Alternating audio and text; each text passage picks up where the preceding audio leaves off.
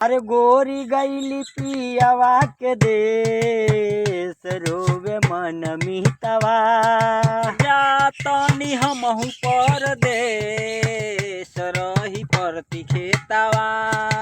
गोरी गईली पियावा के देश रोवे मन मितवा जातनी हमहु परदेस रही परती खेतवा।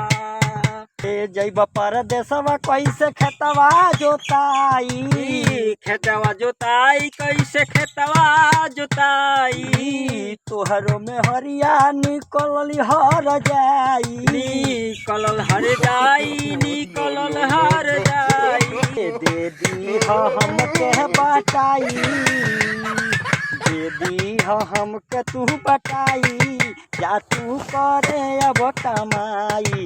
दे दी हमके बटाई दे दी हमके बटाई अब जा तू करे अब कमाई।